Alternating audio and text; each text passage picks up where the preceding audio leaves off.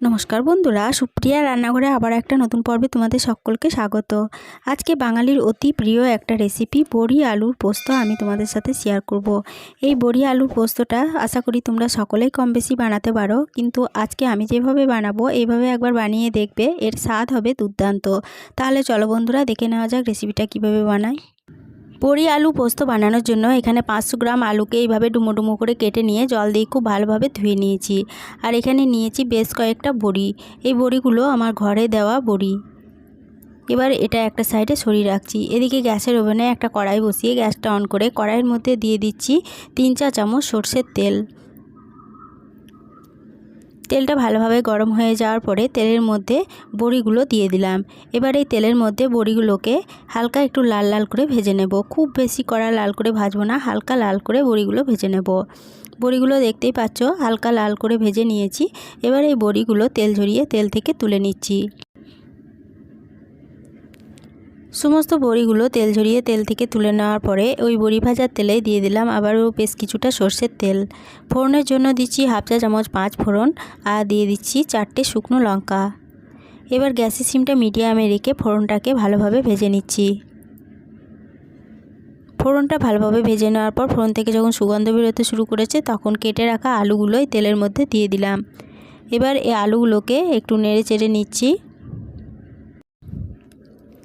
তেলের মধ্যে আলুগুলোকে একটু নেড়েচেড়ে নেওয়ার পরে এর মধ্যে দিয়ে দিচ্ছি সামান্য পরিমাণ হলুদের গুঁড়ো।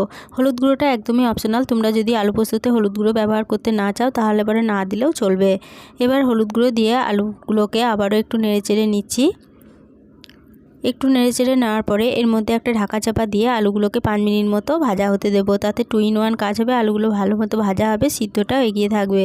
5 মিনিট পর ফিরে এসে আলু ঢাকা চাপাটা খুলে নিয়ে আলুগুলোকে আবারও একটু নেড়েচেড়ে নিলাম। আলুগুলো বেশ লাল লাল করে ভাজা হয়ে গেছে। এবার এর মধ্যে দিয়ে দেব পরিমাণ অনুযায়ী জল।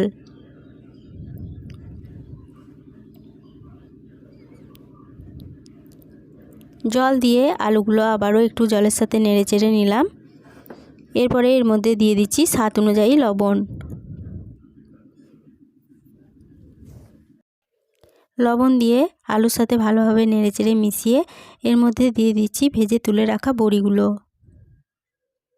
সমস্ত ভেজে তুলে রাখা বড়িগুলো দিয়ে দিলাম। এবার বড়িগুলো দিয়ে সমস্ত উপকরণের সাথে একবার নেড়েচেড়ে নিয়ে এর মধ্যে একটা ঢাকা চাপা দিয়ে দিচ্ছি। ঢাকা চাপা দিয়ে গ্যাসের সিমটা মিডিয়ামে রেখে আলুটাকে 5 মিনিট মতো সিদ্ধ হতে দেবো। আর ততক্ষণে পোস্তটা বেটে নেব। তার জন্য এখানে একটা শিল নিয়েছি, শিলটা ভালোভাবে ধুয়ে নিয়েছি। শিলের মধ্যে দিয়ে দিয়েছি 4 চা চামচ পোস্ত আর দিয়ে দিলাম 2টো শুকনো লঙ্কা, 4টে কাঁচা লঙ্কা। আমি পোস্তটা শিলে বাটছি, তোমরা চাইলে মিক্সির জারের মধ্যে বেটে নিতে পারো। এবার এই শিলের মধ্যে পোস্তটাকে বেটে নেব। পোস্তটা বাটা হয়ে গেছে। এদিকে 5 মিনিট পর ফিরে এসে আলুর ঢাকা চাপাটা খুলে নিলাম। ঢাকা চাপাটা খুলে নেওয়ার পরে এখানে বড়ি ও আলুগুলো ঠিকঠাক সিদ্ধ হয়েছে কিনা একটু দেখে নেব।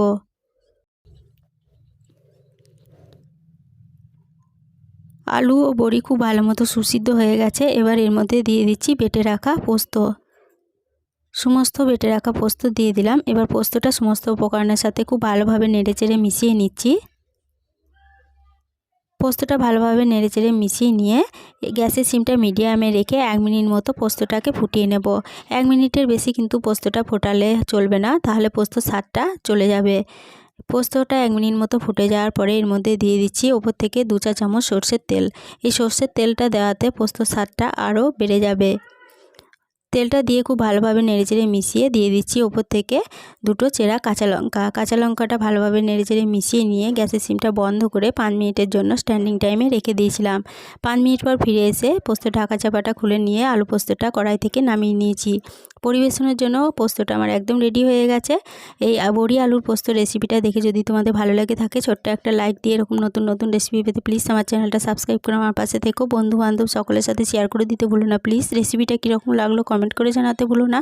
আজকের রেসিপিটা এই পর্যন্তই ছিল। ফিরে আসবো আবার নতুন কোনো রেসিপি নিয়ে।